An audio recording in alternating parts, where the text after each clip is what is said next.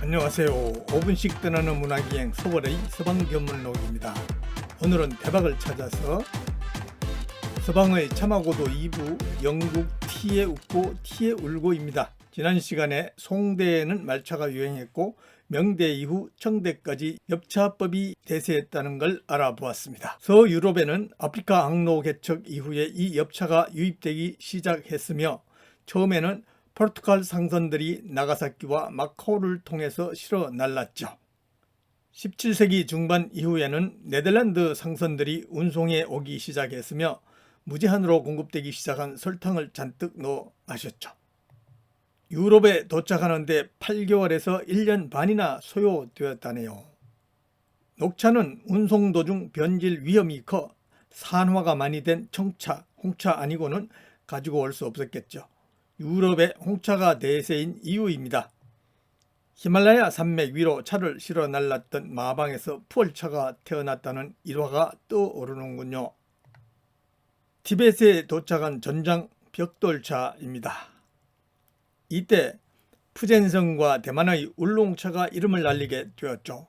원래 육로로 차가 전파된 지역에서는 차 발음을 유지하고 있죠. 서유럽 가운데 포르투갈어는 차 발음을 사용하고 있는데 푸젠성에서 본격적으로 차가 수출되기 전에 광동성에 먼저 입성하여 차를 접했기 때문이죠. 울롱차의 수출항 방언인 민남어 발음 태가 차 발음 대신에 물길을 타고 서유럽과 아메리카로 전파되기 시작합니다. 베트남과 한국은 둘 다 사용하고 있는데 이는 푸젠성 항구로부터 들어온 차도 상당했다는 증거로 볼 수 있겠죠.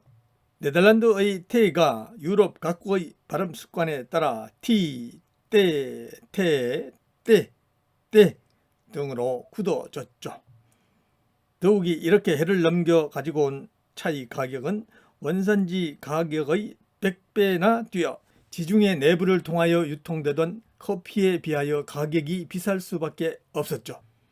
더구나 약용으로 인식되어 17세기 중엽에나 프랑스에서 사회 최고위층이 건강을 위하여 음용할 정도였답니다. 이미 커피숍은 주요 도시에서 영업을 하고 있었으나 찻집은 개점을 하지 않은 상태라 어디 가서 마실 곳도 없었죠. 그러나 영국의 상황은 달라지고 티 때문에 국가의 운명이 바뀌게 되죠. 하루 몇 차례나 티를 마시는데 특히 5o'clock 티로 잘 알려진 영국인의 티 사랑에는 굴곡진 역사를 가지고 있죠. 처음에는 영국인들도 다른 유럽인들과 마찬가지로 커피를 비싸게 수입하여 음용했답니다. 그 커피 음용 방식이 남아 티에도 커피처럼 우유와 설탕을 넣어서 마시죠. 17세기 후반부터 네덜란드의 해상권에 도전장을 내기 시작한 영국은 직접 티를 본국에 가지고 오기 시작했고 곧 찻집인 티가든이 문을 엽니다. 트위닝이 대표적이죠. 18세기 내내 전국적으로 티가든은 확대되어 차의 서민화가 이루어졌으며 세기 말에는 프랑스의 100배에 가까운 소비를 했답니다. 남성들만 출입할 수 있었던 커피 하우스와는 달리 티는 가정에서부터 음용하여 여성 기호품으로 성장하였고 나중에 생긴 티 가든에는 여성의 출입이 허용되었기에 곧 커피 소비를 능가하게 되죠.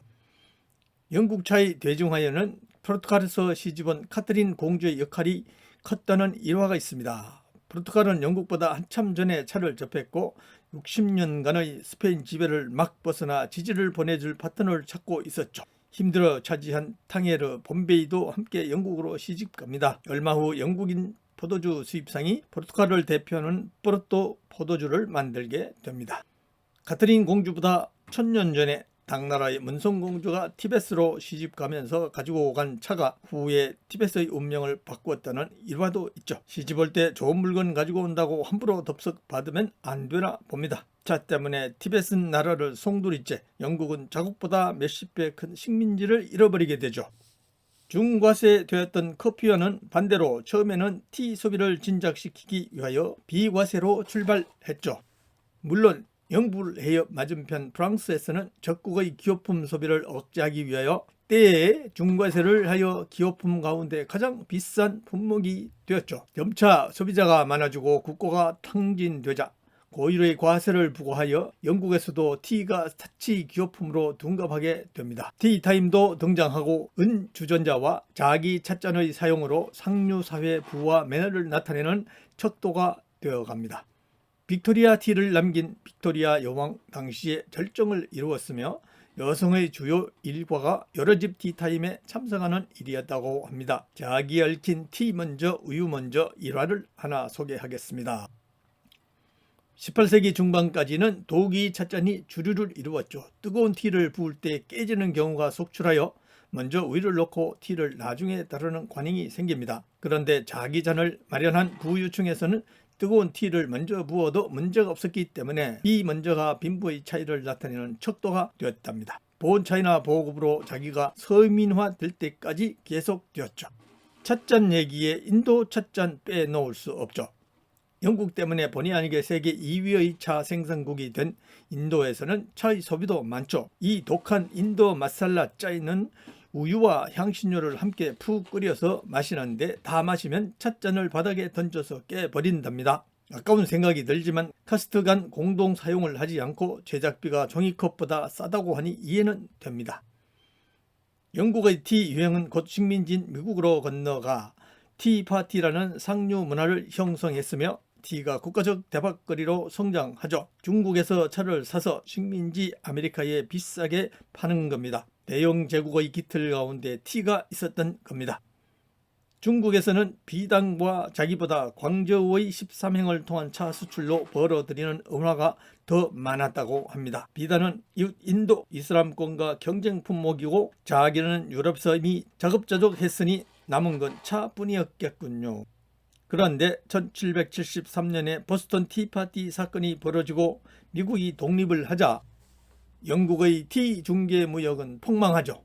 이에 자국에서는 티세를 100% 올렸다가 원성이 높아지자 10%대로 다시 내려 티 소비가 점점 늘어나는데, 그래서 생각해낸 것이 식민지 인도에서 아편을 재배하여 중국에 가서 팔고 그 돈 주고 차를 공짜로 가지고 오는 거였죠. 중국이 사양하자 열광들과 모의하여 아편 전쟁을 2번이나 일으켜서 잠자는 사자를 퇴역시켜 버리죠. 한편으로는 중국 차의 품질 저하와 늘어나는 자국의 티 소비에 부응하기 위하여 인도령 아삼의 차 재배를 장려하죠. 다질링은 중국산 차 나무로만 조성하여 3대 홍차의 이름을 올렸죠. 네덜란드로부터 빼앗은 실론에서도 커피를 재배하다가 19세기 말에 병충해로 커피 나무가 전멸하자 티 재배를 시작하여 오늘날 립톤의 원조가 되죠. 이렇게 하여 19세기 말에는 인도 실론이 중국차 수출량을 능가하게 됩니다. 지중해와 거리가 멀어 다른 유럽 국가들보다 더욱 어렵게 수입해오던 커피 대신 해상권을 장악하고 무력으로 손에 넣은 티를 잔뜩 가지고 와서 백성들의 취향까지 바꿔버린 영국은 국민적 티 중독 국고 당진 식민지 상실 전쟁이라는 선물을 받았죠. 그러나 원점에서 돌아본다면 잠시 가지고 있던 거 돌려준 것뿐이며 기왕의 커피나 알코올 중독보다는 티 중독이 더 낫잖아요. 웃다가 울다가 웃은 영국차입니다. 끝까지 시청해 주셔서 감사드립니다. 다음 시간은 서방의 참하고도 3부 지구촌 차 이야기를 다루어 보겠습니다.